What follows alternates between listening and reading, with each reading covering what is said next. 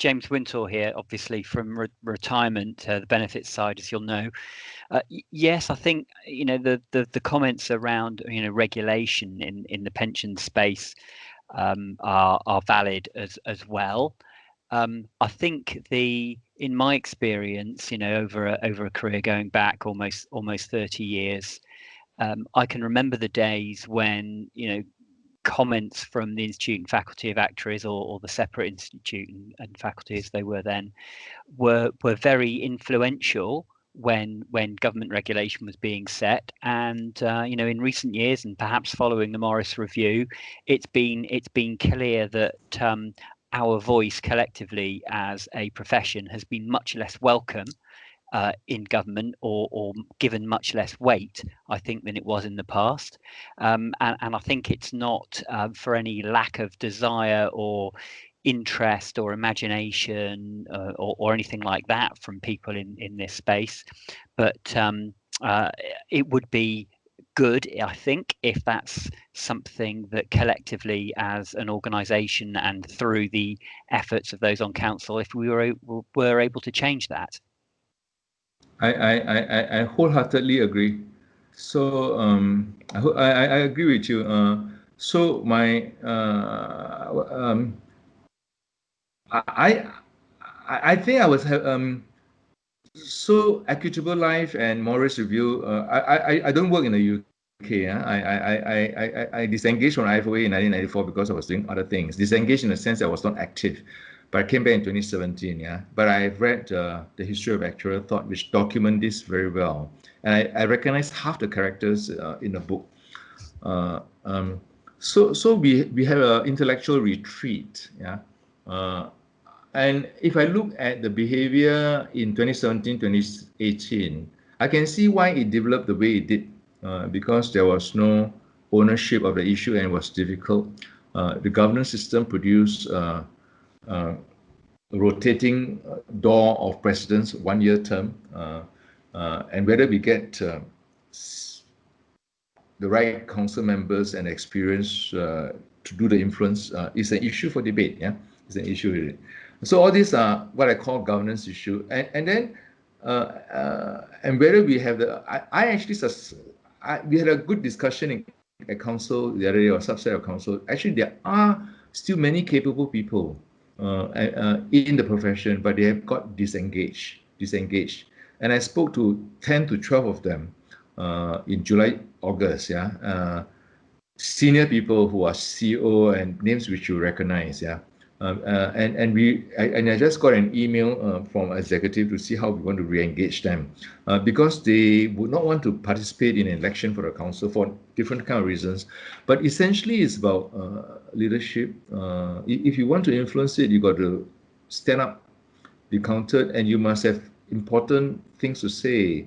And many of us are also quite busy, and I think the culture has the work scene has changed. In the 80s. I remember a great company, a consulting called Watsons and Bacon and Woodrow.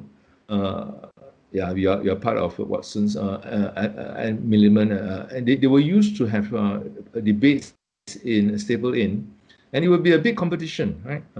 In terms of who gets a bigger attendance, and the paper, and half the councils are people who write serious papers, yeah, serious papers, yeah. So thought leadership and council membership, there was a significant overlap. So I'm eager to bring the centrality of thought leadership into the profession, yeah, because I feel that they could have been unconsciously could have been sidelined, yeah, not consciously.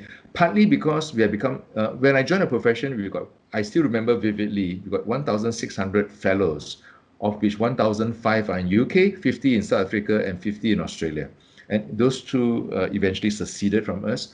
But 1,005, they were York, Birmingham, and when there's a council meeting, it's adjacent to a paper, a sessional paper, and there will be a dining club. So that 3 or 4 days is sort of everything came together, and there was a community of debate of serious people, and but I think we sort of lost that. We become more corporate, international with functions and all that.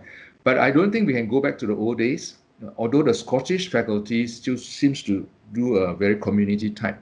So we got to be more smart in arranging what is the international dimension is very positive. Yeah, it enhances our sustainability, it creates opportunity for our members and the next generation. So that is without question. But how do we do this smartly? We still need the executive team, and I don't think they are useless. Someone who said they are largely, I don't think they are. If they're useless, it's us who have been responsible because we have not exercised encouragement or stewardship on our side, because we are the ultimate bosses, we are the council. Yeah. So if I won't call them useless, maybe they were very so we still need that corporate body.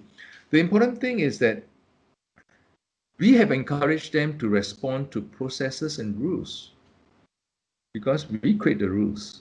Yeah. So if you are, so they will respond to processes and rules.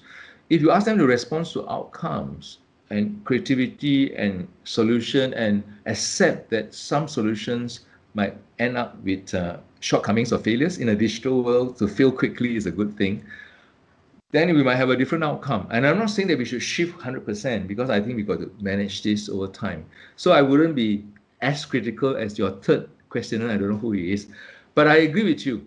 Thought leadership and influence has to come to the centrality of the profession. Otherwise, and it's not one person, or even one team, right? Luis and I are very aligned, and Steven and but who follows Luis? You guys who are interested should either join a council or be very engaged in your feedback.